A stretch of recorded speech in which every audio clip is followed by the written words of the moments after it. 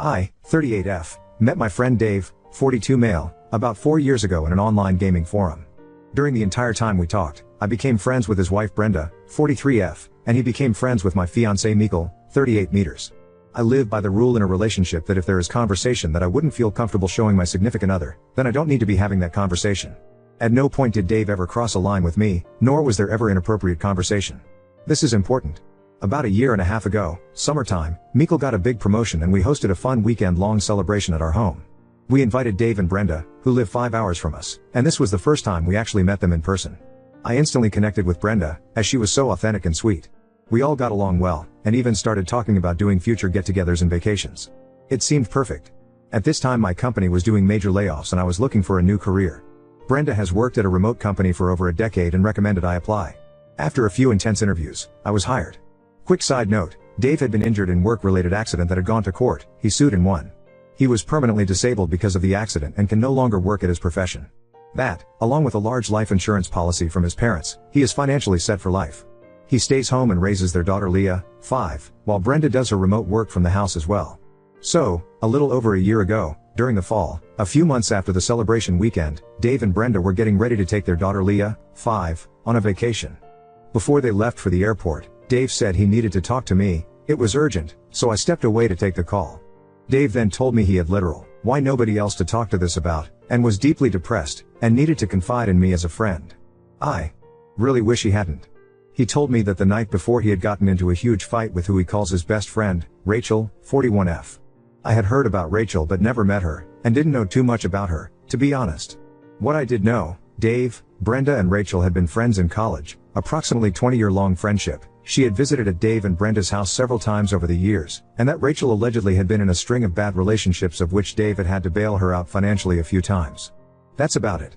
Here comes the information that I wish Dave hadn't told me, as it has completely changed how I view my friend. Dave told me that Rachel confessed to him the night before that she knew he was attracted to her. Yes, she is gorgeous. Dave said he has always been attracted to her physically, but mentally her personality, specifically her shallowness, was a huge turnoff for him. Some unkind things were said about Brenda letting herself go since having Leah, which disgusted me. He then said Rachel confessed that she is frustrated with her never-ending chain of bad relationships and wants to finally settle down. She knows he is wealthy and can give her the life she feels she deserves. She wants him to leave Brenda and Leah, move to Rachel's city, buy her a large house, and let her be his trophy wife. I choked back a laugh at this because I literally thought it was a joke. Seriously? She admits to not being physically attracted to him. Okay, who says things like that? But knows she can satisfy him and he can give her the lifestyle she deserves. She just demands that he has to completely cut off the life he has now, including all friends and family, and be with her. What is worse, Rachel has been planning this for literally years. Sitting in their home, eating their food, drinking their wine, holding Leah, laughing with Brenda, all while planning this. I was floored. I asked what Brenda thought of all this. He said he didn't tell her. I asked him how Rachel took it when he told her to F off. He said he didn't. He doesn't want to lose her as a friend and he even considered her proposition. I felt sick. I told him I was shocked, and to me, even if he decides not to take Rachel up on it, this is a betrayal to Brenda.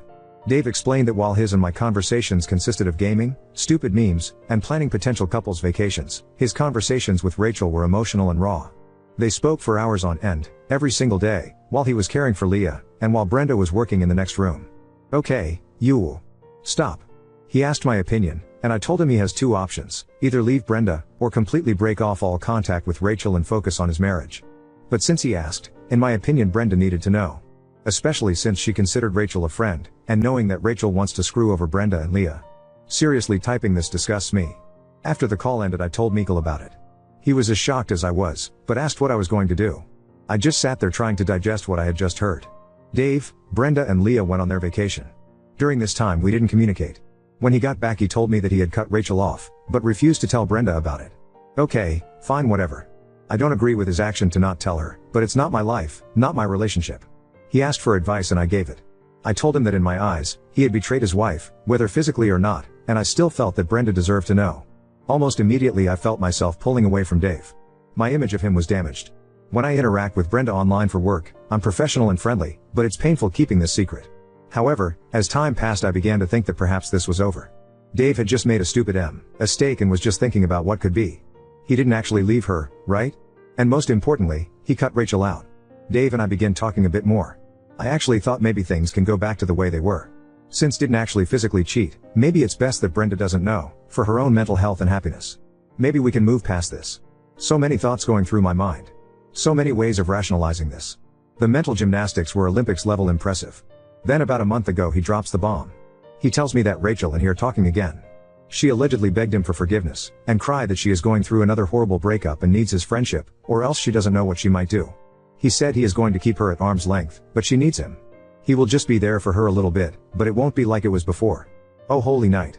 To my chagrin, love that word, as the weeks pass he begins to mention her more and more. I tell him I don't want to hear about her, and when he keeps going I finally snap and tell him not to mention her to me at all. I'm so pissed that he is talking to her again, and that he doesn't care about how me knowing this is putting more guilt and strain in my mind, especially when I have to interact with his wife. It's completely unfair that he told me about his situationship with Rachel, knowing that I consider Brenda a friend, and that we work together every day. I've begged him to tell Brenda about it. She has the right to decide if she wants to stay. And most of all that he is actively still friends with a woman who wishes hurt and pain on his wife and little girl. How do you sleep at night, sir? Dave still talks about planning vacations together with Mikkel and I, but I don't even respond. Honestly, I don't see how I can sit at dinner with them and keep quiet, especially if Rachel were to get brought up in conversation, and a special, why if wine is involved. And let's be honest, there will be wine. I have one of those faces that speaks my mind without saying a word, which is why I do better working remote, versus client facing. I dread the day when / if either Dave or Brenda say that Rachel is coming to visit them again. I can pretend it won't happen, but let's be honest. Dave is a complete moron who managed to somehow miraculously prevent his marriage from going up in flames, only to soak himself in gasoline and open the door to the walking, talking, gorgeous yet shallow lit match. Reddit, help me. I want to cut him out completely because I am so disgusted by his actions, but I know Brenda will be upset and drill me about it. Especially since they have been planning a trip to Europe for next year and wanting us to come. Should I just tell her that we had a falling out? Should I find a way to hint to Brenda not to trust Rachel? I didn't even want to know any of this, and I'm so pissed that he dumped this on me. We were friends, but not that type of friend. As for Brenda, I would want to know if I were friends with and playing host to a girl who wanted to steal my husband, and the father of my child. But I'm also concerned about my job, my livelihood. She's been with the company over 10 years and I've only been a year. I've kept this secret from her for so long. If I say something, can it affect my employment? Should I just pull away from them and when asked make some lame excuse like I am too busy? Edit, I wanted to clarify a few things. When I say friend I mean we are more than mere acquaintances, but we aren't besties. I've always been closer to Dave than Brenda strictly because he's the one who I game with. However, Dave and I never had deep conversations before he unloaded this secret on me. We talked about low TR, Harry Potter, going to festivals, and eventually us joining them on vacations. We haven't so far.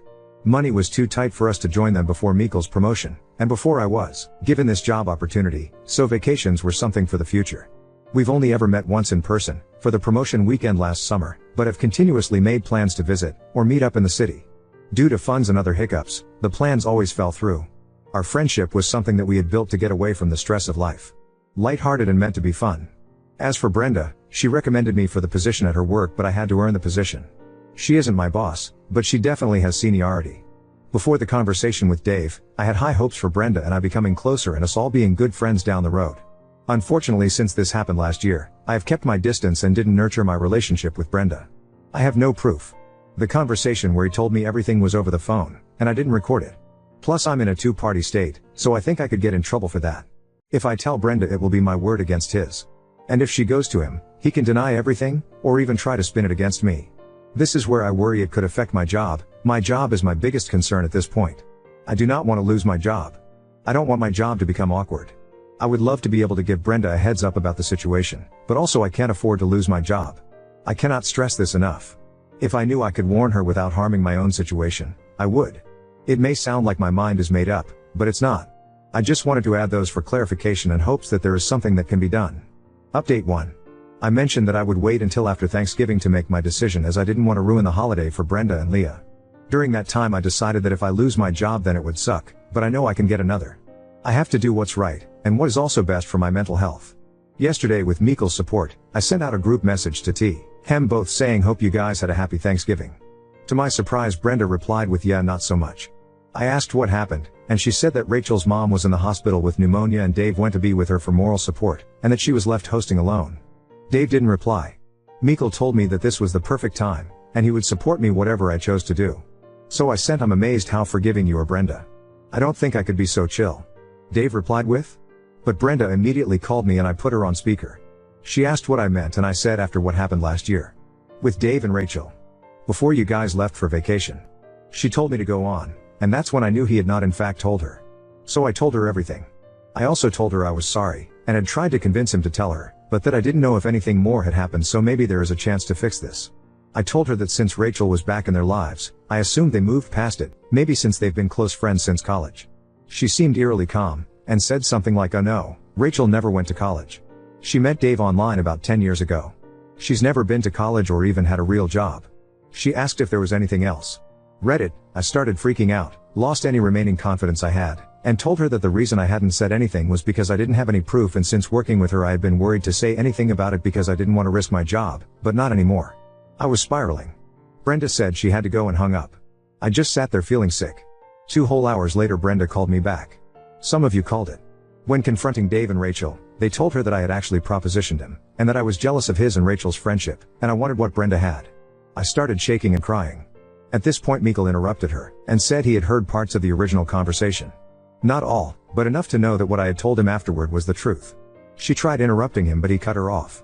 He said that this had been tearing me up and he was sick of it. He wished her the best, and hoped she could remain professional at work, but after this call he wants Dave out of our life for good. Then he hung up. About 30 minutes later I got a text from Brenda. She apologized for us being dragged into this, said she's mortified that I know, and says Mikkel didn't let her finish. She was just telling us what they said, and then she drops this epic bombshell. She already knows what's up, and has since last year. She just had no idea until then that I knew. You'll get cookies if you call that, BTW. She says the way he acted last year on the vacation, like a heartbroken lovesick puppy, was a huge red flag, and she felt deep down something wasn't right with him and Rachel. As soon as they got back home she started digging, looking through his computer, his phone, and iPad. It's not just Rachel, there's more. She's the only one he's met up with. None of the others wanted him in person, just his money. I asked if she's okay or if she's worried about Dave coming back, but Brenda said she already has a lawyer and has been spending the past several months getting her affairs in order. She was going to give him the divorce papers after Thanksgiving, but with him abandoning them like that, she instead took advantage of his absence to change the locks and start packing his stuff. My information along with her lies just made it easier for her. This chick is so much more badass than I knew. I don't know if changing locks is legal, but good for her I guess. She apologized again for Dave and I told her I was sorry I didn't say something earlier. She told me that if she didn't already know about Dave, and hadn't read a lot of our messages, which she said were pretty boring, ouch lol, she probably wouldn't have believed me. It was an impossible situation. I told her that if she needs to talk we are here. If not, then I'll just be her coworker. Now on to second story. Wife insists on conversion therapy for our son, oblivious to its harm, and I question staying in a marriage that threatens him.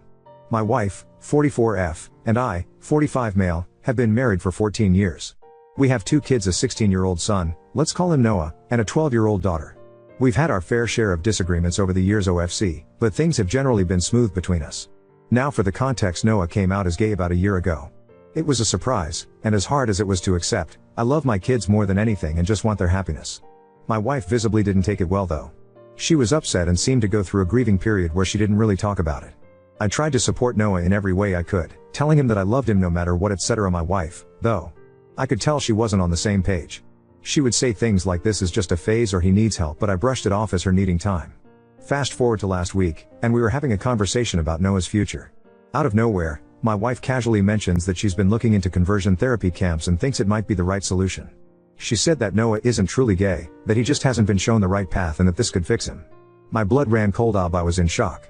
I immediately told her I didn't agree and that this was not something I could support. Duh, she got upset and said I was enabling Noah's confusion and that if I really cared about him, I would help him get better. WTF is wrong with her? She was persistent, and no matter how much I tried to explain that conversion therapy is harmful, like I know those kids get abused, are ped, and often end up either traumatized or killing themselves, and that I would never send our son to something like that, she wouldn't back down. If I'm being 100% honest, I don't even think I love her anymore. The fact she could be so heartless disgusts me.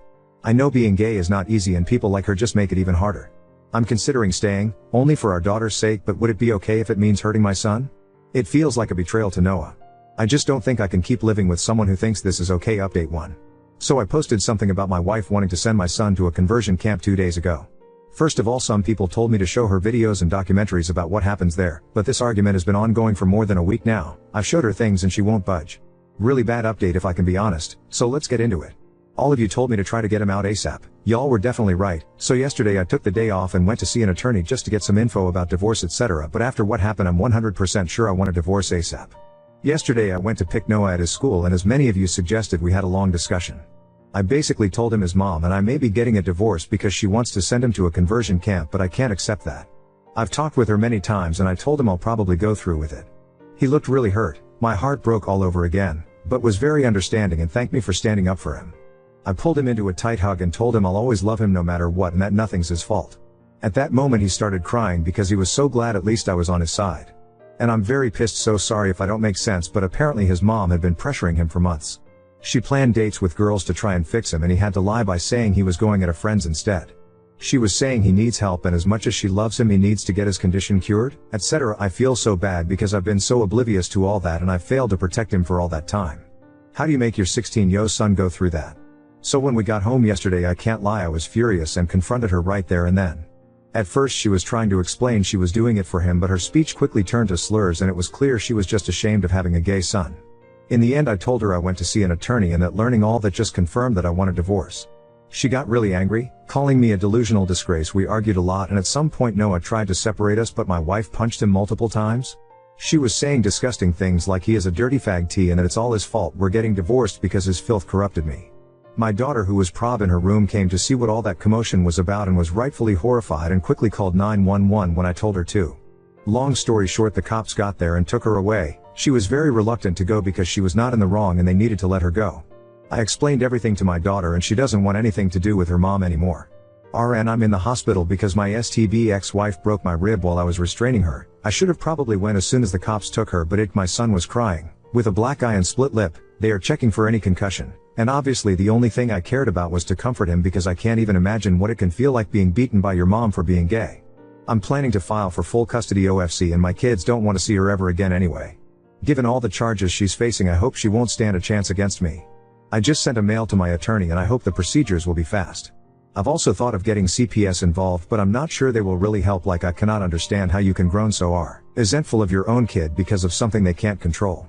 Even I had pretty strong opinions about it, but as a father it is my role to unconditionally love my kids and so I learned about the topic and changed my way of seeing the world for him.